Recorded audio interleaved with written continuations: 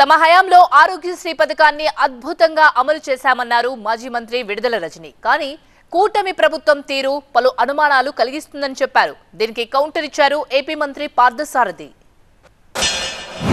సంవత్సరానికి 1000 కోట్లు మీ హయాంలో మీరు ఖర్చు పెడితే 3000 కోట్ల వరకు కూడా ఖర్చు పెట్టి బ్రహ్మాండంగా రాష్ట్ర ప్రజలందరికీ కూడా వైద్య సేవలు అందించినటువంటి ఘనత జగన్మోహన్ రెడ్డి గారి ప్రభుత్వానికి దక్కింది. ఆ నమ్మకాన్ని కూడా ప్రజల్లో మేము నిలుపుకుంటున్నాం.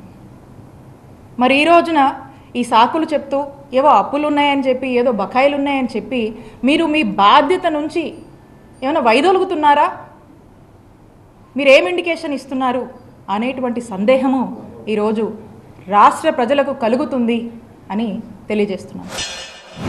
వైద్యం చేయగానే హాస్పిటల్స్ పంపించే క్లెయిమ్స్ ఏదైతే ఉంటాయో 70% క్లెయిమ్స్ని వెంటనే చెల్లించిన ఘనత గత చరిత్ర తెలుగుదేశం పార్టీది, చంద్రబాబు నాయుడు గారిది అని చెప్పేసి కూడా ఈ సందర్భంగా నేను తెలియజేస్తా ఉన్నాను. నేను మరి ఇప్పుడు గతంలో జగన్మోహన్ రెడ్డి గారి ప్రభుత్వం ఒకసారి ఆలోచించేయండి, ఎన్నిసార్లు ఈ రాష్ట్రంలో ఆసుపత్రులు మేము ఆరోగ్యశ్రీ సేవల్ని అందించలేము అని చెప్పేసి మరి ఈ సేవలను ఆపేసి ఒకసారి ఆలోచించమని చెప్పేసి మనం చేస్తాను.